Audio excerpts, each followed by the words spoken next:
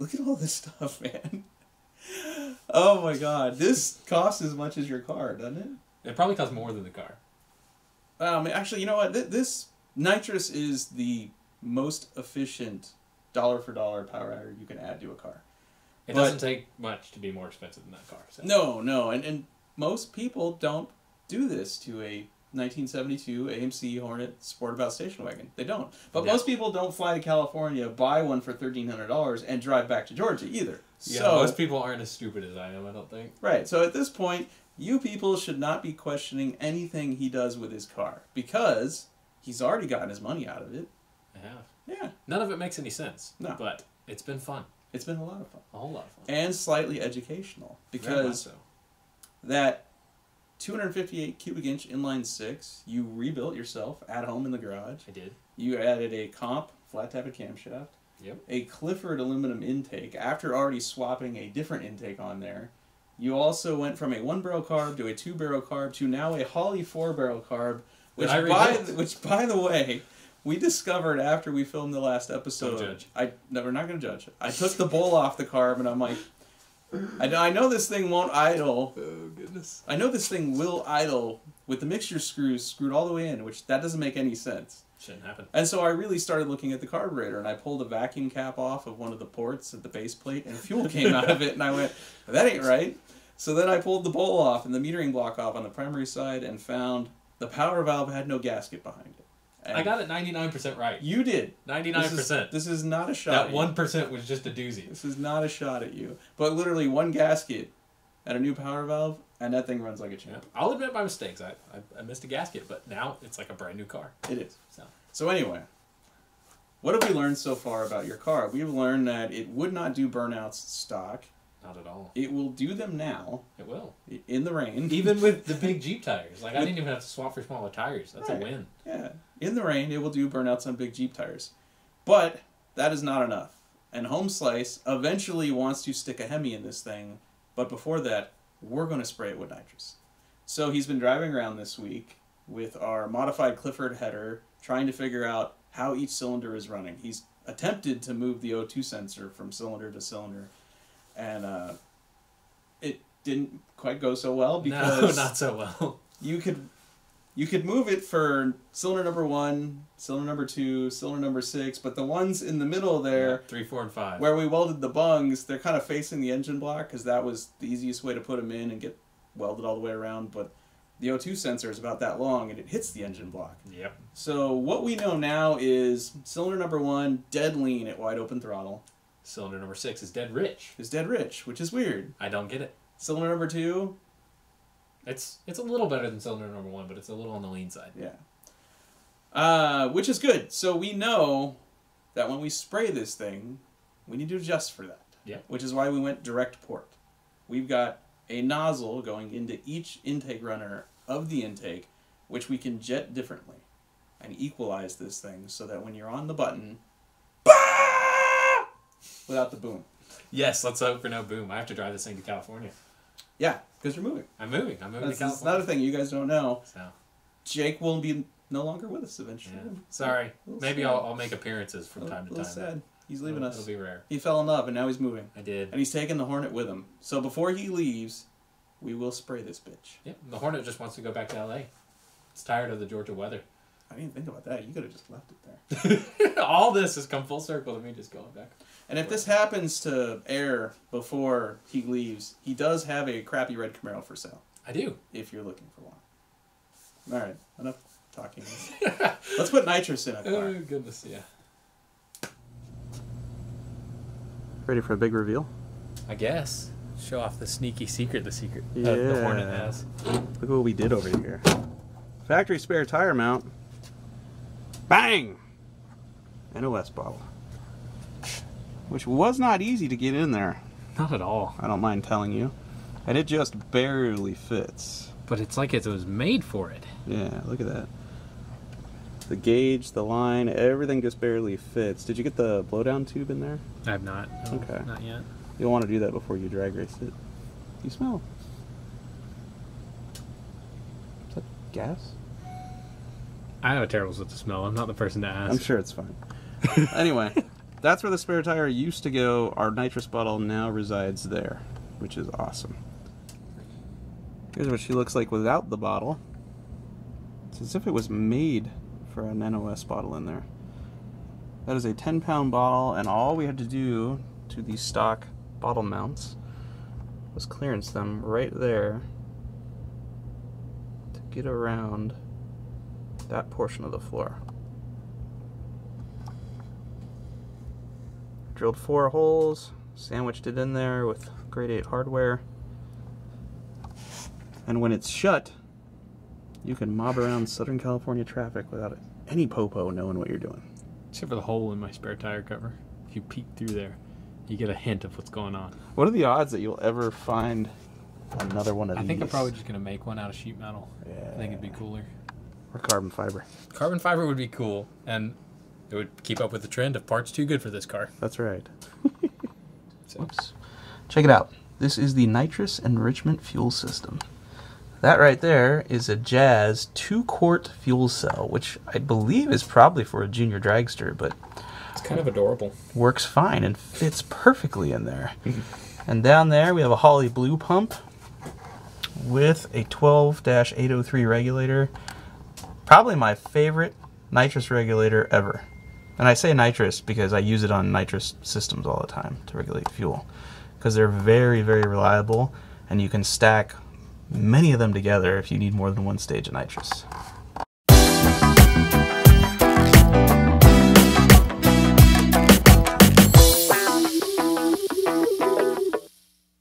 So we got that going on there. Jake's mounted the solenoids right there on the shock tower. All we need now is hard lines, wiring, some switches. We're going to lock out the distributor and make our own timing curve. And this bad kitty is ready. That right there is a 90-degree NOS fogger nozzle. It's made out of stainless steel. We have individual jets for both nitrous and fuel. In the NOS world, red is fuel, blue is nitrous. When I say 90-degree nozzle, that's the discharge of it. Everything comes in here and exits that way at a 90-degree angle. So it's important that when you drill and tap this, you make sure that the nozzle gets tight with the discharge 90 degrees to the runner. You don't want it to tighten up with it pointed that way or that way. All right, so I've been plumbing the hard line for the nitrous system from the nozzles to the junction blocks on this car, and I've already got it done and wrapped up, but I do want to show y'all what I did and some tips in order to be able to do it at home yourself if you are installing direct port injection nitrous on your 6-cylinder AMC for some reason. So what Nitrous sends you, their NOS, is these hard lines, and you have to make them into the lines you need for the kit to work. So what I like to do is take a piece of welding rod, preferably aluminum because it bends really easy, and cut it to the same length as your hard line. And then you'll put that on the car and bend it to your shape, and then use a little tubing bender like this little handheld unit from Eastwood in order to bend this to match the shape you come up with. So if you want to just look over here real quick, I'll show you basically what we're doing.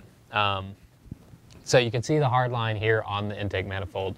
You have your nitrous and fuel both run to separate junction blocks, and I just have to get this last nozzle over to this last port here, and then the system will be done. So what I do is I just kind of get my filler rod and get a basic idea for what I want to do here. So if I just bend a little 90 there and then loop it around, get just your general idea of what you're going to have. And then when you get to your hard line, you can actually bend it and make it look pretty and nice and how you want it to be. So that's kind of the basic shape that we're going to go for. It's nothing too fancy, nothing crazy, but I'm not cutting any hard line, so they're all going to be equal length. But get that shape, and then you come over here to your hard line and take your tubing bender and just kind of try to mimic the shape you have going on.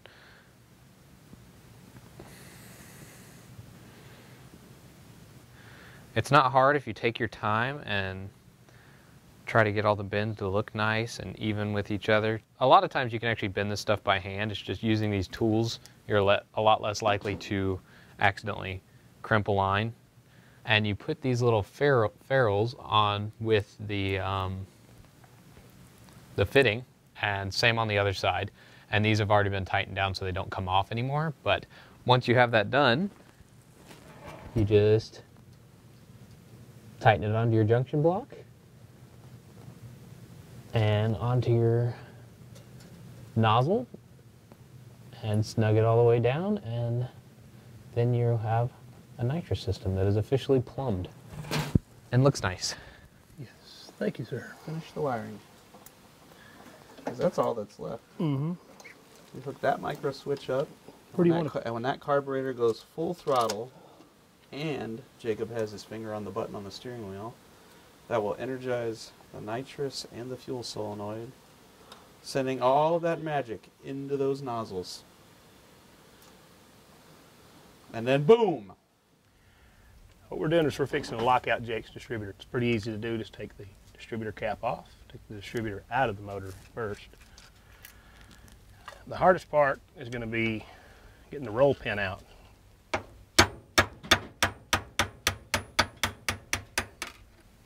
That's the roll pin that holds the gear onto the shaft, so keeps it from turning. Goes in like that, through the shaft, through the gear. What we're knocking it out for is so that we can get the main shaft up high enough to turn the point plate or the advance plate 180 degrees. It has a hole in the other side of it that doesn't use a bushing for timing, and we can use that to lock out the distributor. Now we're going to push this up.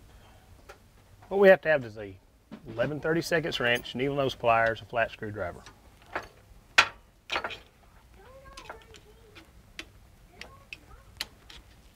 Okay, what that is those are basically the centrifugal weights for the centrifugal advance of the distributor. And since we're not going to be using a centrifugal advance, we're just going to make these lock out where even though they'll still be in there, they won't be functional. They won't be having any effect on the timing loop.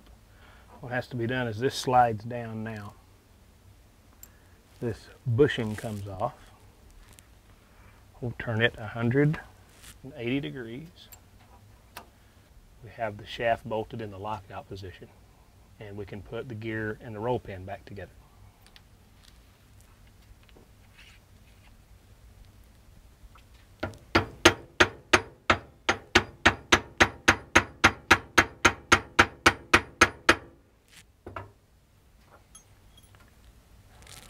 Just like that. And then it'll locked out.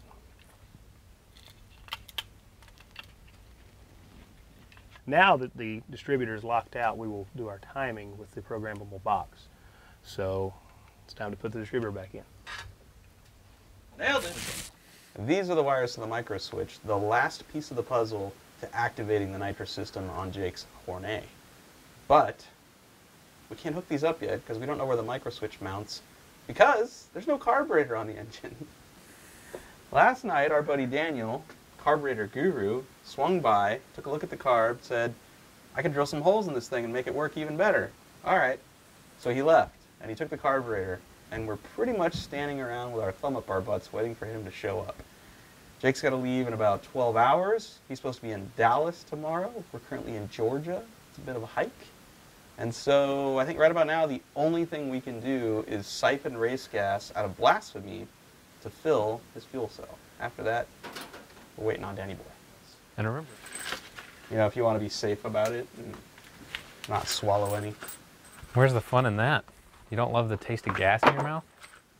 I'm fine with other fluids. It's just gasoline that I'm not, It's a dangerous statement. I mean, it's a great cologne, race fuel, but I don't want to drink it. I believe the tank is currently full of... But is it? We always think that, and it never is. 105 octane Rocket brand racing fuel. Please work, otherwise this is just going to be a very awkward video. So the check valve in there is supposed to create suction. Right now all it's doing is scratching the vinyl surface of Blasphemy.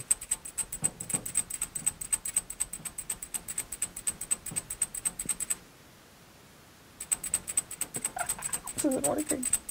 So far, you just look like you're having a seizure or something.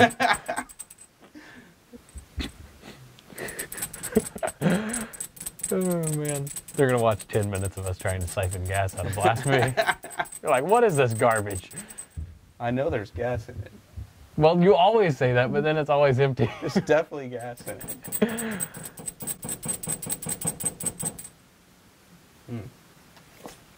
Let's pull the hose out and see if There's an idea. it actually get to fuel. Yeah, it's wet. I think it's because you're wearing the jerry rig university thing. I think it's cursing you. You're supposed to do this the wrong way. Problem is the sweatshirt. Yeah, we're doing it too right. Look at this. Easy as 1, 2, 3. Not so much. Maybe your container has to be green. Oh, there's the problem. Shake, pump vigorously.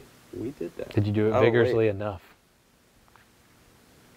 Maybe that end has to be there. Hard.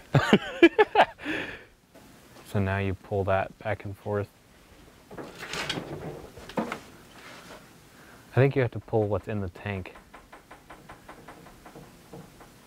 Yeah, because this doesn't make sense. Yeah, you gotta shake it, like, you gotta pull the tube in and out of the tank pretty fast.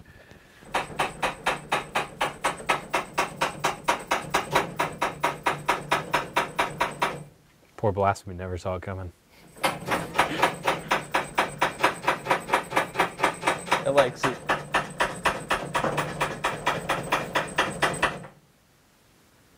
Hey! Look at that. It's all about the instructions. Oh, that's disappointing. But We it only worked. need 2 quarts though, so. It did work though. I've heard these motors are actually pretty beefy as far as, you know, not throwing rods out the side and all that. Oh yeah? How confident are you in that stuff? I'm a lot less confident now that I said it. That's perfect. It's like we planned it. Tell me about our new and improved carburetor. The secondaries weren't actually working, so So no fuel was We coming out had- of either booster in the secondaries? no, none at all, because the secondary rear barrels were not opening. The diaphragm was blown. It had about a 1-inch tear in it, and it wasn't pulling any vacuum to open. So Wow.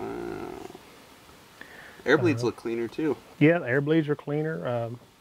Put some new niddling seats in it, new gaskets.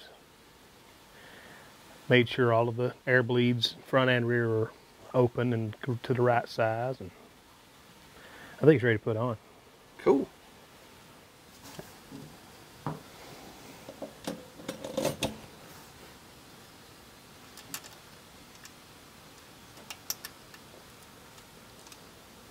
Now we can hook up our micro switch. Here's how our Nitrous system functions. We've got a momentary button on the steering wheel. When Jake pushes that, 12 volts are going to go to one side of this micro switch. When Jake goes full throttle,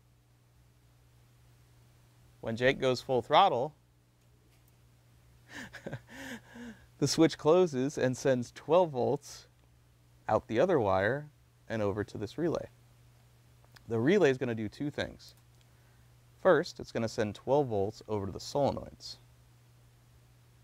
This pair of solenoids, the blue one, is for the nitrous, which is in a liquid form when it comes out of the bottle and turns into a gas once it comes out of the nozzle. The red one is for the fuel. Both of those solenoids are energized by the relay, allowing nitrous and fuel to flow to all of the nozzles.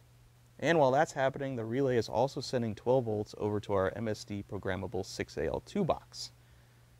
Once that sees 12 volts on the pink wire, it's going to retard the ignition timing for a specific amount of time, i.e. as long as Jake's got his foot to the floor and his finger on the buttons. This is where our MSD box really shines.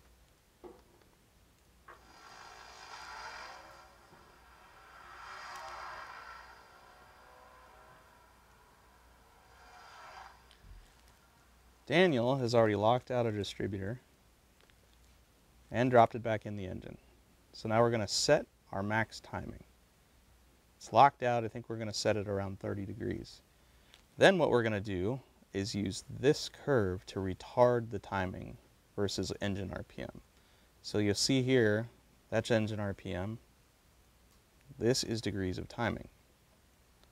So at about 750 engine RPM, you scroll down here, you'll see we're going to retard the ignition timing by 17 degrees. 30 minus 17 is 13 degrees. So that means at engine idle, we'll have 13 degrees of ignition advance. And then as the engine accelerates, we put timing back into it until you get to 2500 RPM and the engine has max timing. Awesome. No mechanical advance, no centrifugal advance, just our own awesome curve. All right, now we come in here to data editor, and in the last video about the Green Hornet, you already saw us playing with the rev limit. Now we're going to come down here to retards. We're not talking about us, we're talking about ignition retards. Step 1 refers to the pink wire coming out of the box, which is the same one we connected to the 12-volt output of the relay going to our nitrous solenoids. Anytime the relay activates and energizes our nitrous solenoids, it also energizes the pink wire going to the box and engages step 1. Here's a cool safeguard here for step 1. You can make sure it only activates above a certain RPM. Starts at 800, goes on up to, I don't know, how high does this go? Well, 12,500. We'll never get there. But we're going to make it so that it does not retard below, let's go 2,500. At 2,500 RPM, nitrous on, pink wire activated with 12 volts, this thing is going to pull 2 degrees of timing. That's a good start for us. I don't know if we'll end up there, but that's a good safe start. We've got a 20,000th nitrous jet in the fogger, which is tiny. I've never even stuck a jet that small in a fogger. And 2 degrees of timing is probably more than we actually need to pull, but we're going to put it there. So right now we're set at 2. If you slide this up, you can go all the way to 15 degrees. We're just going to go 2. Make a hit and look at our spark plugs, because that will tell us the story. The spark plugs will tell us whether this thing wants more, less, or the same amount of ignition retard. See these? These are delays. You can delay when the ignition is retarded, on or off. I do delay when it comes off. I usually delay like 1/10 of a second, so that the moment Jake lifts off the throttle or lifts off the button, we don't put full ignition advance back into the motor when there may still be the last remnants of nitrous in there. So I usually wait 0.10 seconds. You know, it's 1/10 of a second to get everything out of the engine before full advance comes back in on the ignition system. Okay, all we're going to do now is, like we did before, transfer PC to MSD. We're good there. And we're going to save.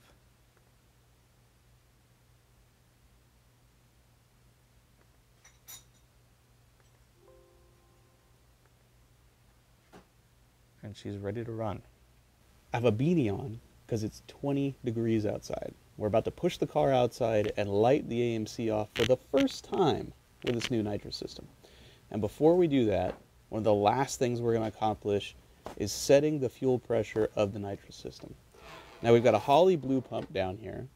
We've got a regulator. It's deadheaded into the nitrous system. So with the solenoid shut and nothing happening, if I was to set the fuel pressure, it wouldn't be entirely accurate. It would be fuel pressure with fuel going right up against the plunger in the solenoid, not going into the engine. So what we do is disconnect the hose out of the regulator, hook it to the inlet side of this liquid-filled fuel pressure gauge, and then return it back into our fuel cell.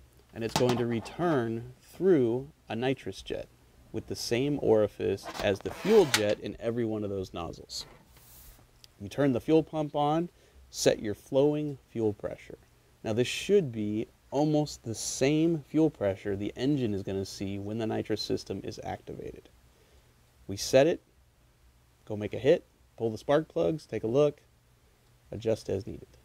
That, right there, is the nerve center of our nitrous system. Look at that. A work of art. Right? Dude, she's a beaut. Mm-hmm. All right, Mr. Boshears, why don't you power up the system? Button on the left, arms everything.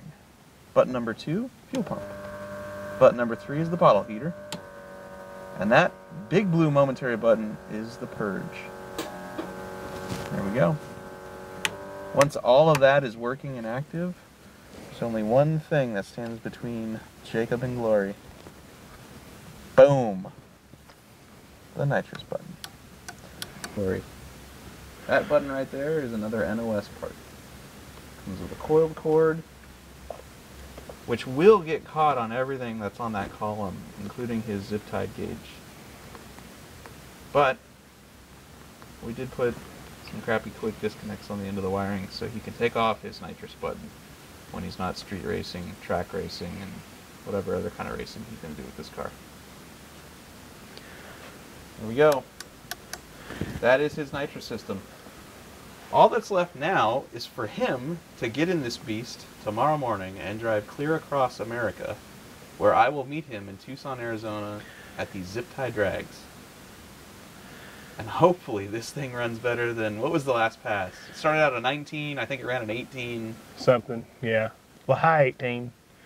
And now it could possibly be capable of sub 17-second quarter miles. Ooh, that would be awesome. Will it do it on the Jeep wheels? Let's find out. We're back, months late. In the Green Hornet. But we are in the Green Hornet once again with nitrous and a bootleg passenger back here. Yeah, we Hi, Russell. picked up a hitchhiker. And when we last left off, we were in my garage in Georgia, finishing the nitrous install on the Green Hornet, and Jake was about to move to California. And he's here now. We're in California. We are in California right now, and it's taken a month or more for us to get back together to actually make a nitrous hit in this car, but we're about to do it right now. 6 cylinders of fury. Yeah. She's almost warm. Almost. Is this a first? This is my first one, a virgin. Setting records. He's never had nitrous in his life. And granted, he's going to get about a 70 shot. It's not... You feel it, though. It's like nitrous, but, you know, smaller.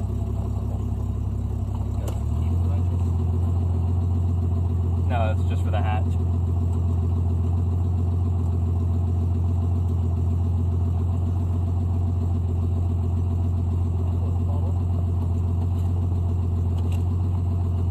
So Mike's opening up the bottle right now, and we're going to see what pressure it's at. If it's good, 75, we're getting close. Bottle heater's working. it's got to be at 900 before we make a pass, but it's pretty much close enough, right? We're almost there. We're at about 880. Okay, we have a hot nitrous bottle.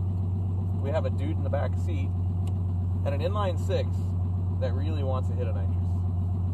All right, system's armed, fuel pump's running, bottle's warm. Need to do the purge. Purge it, baby. Nice. I also need to hook up this button. You want me to work the button while you drive? Yeah, we can do that.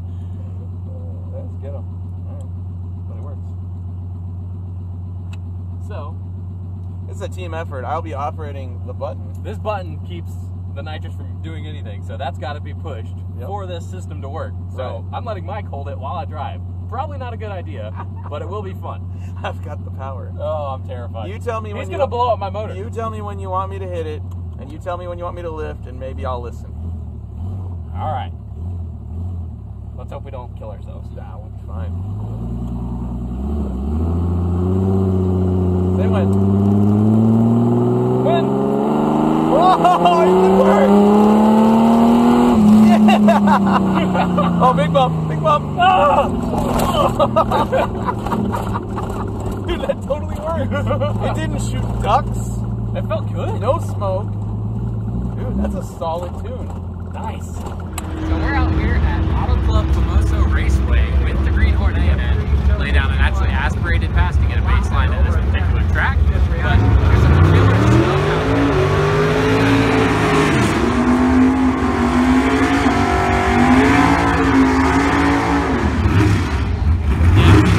The Hornet is neither that cool nor that fast, but it's a track to use, so that's why we're here.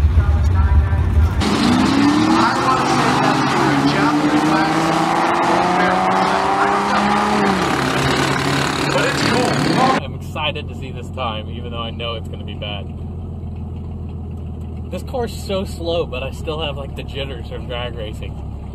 I just ran a 17:29. That's awesome. Now, I'm pretty sure with Nitrous, I can get that into the 15s. And that's not exactly slow. I mean, it's not fast, don't get me wrong. I'm not gonna act like that's a speed demon by any means. But if I get this car into 15-second territory, I'm gonna call it a win, because this thing ran 19-second quarter miles when I bought it. One thing that Mike told me that when you're racing with Nitrous is basically a rule of thumb is always have your car running before you open the bottle in case something has malfunctioned, because you do not want your motor to be filled with nitrous when you turn it over. Bad things will happen. Stuff will blow up. Intake manifolds will blow apart. So yeah, don't want to do that. So always start your car and you crack the bottle open. And Mike says you want your bottle at about 900 PSI inside. So I'm going to go hit the bottle heater real quick and we'll build that up to 900. Then I'll go into the staging lanes and make a nitrous pass. All right, window going up. Nitrous kit is on. Turning on fuel pump.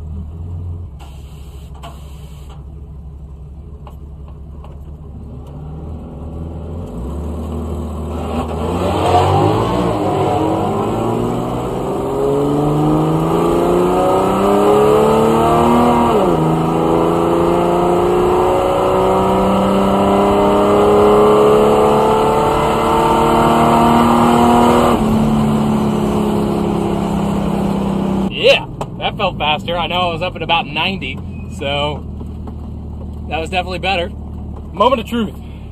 Oh gosh, my heart's pounding.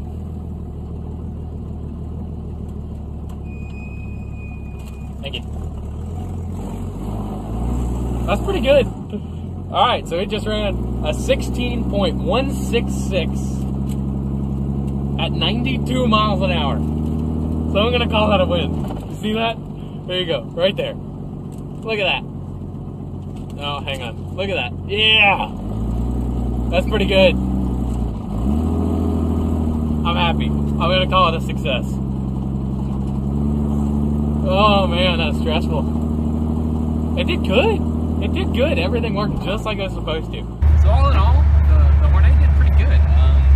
First time using Nitrous, and it ran a 16.166 at 92.41, which is a huge improvement over the original, before we did anything to the motor, 19 point something.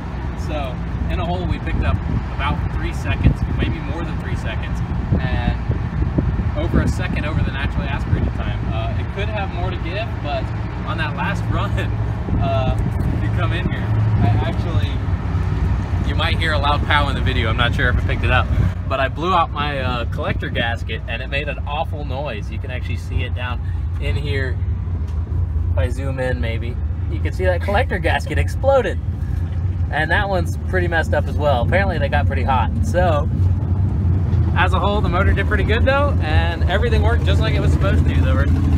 The timing curve we put in this box did everything it was supposed to do, and I'm happy. So until next time, the Green Hornet lives on. It did not throw rods out on the track, so I'm gonna call that a win. And it actually ran 92 miles an hour. That's pretty fast for an inline 6 powered car. So there we go. That's the end, at least for now. Katie Archibald and Clark Griswold, can you give it a go right now, the autofill lane?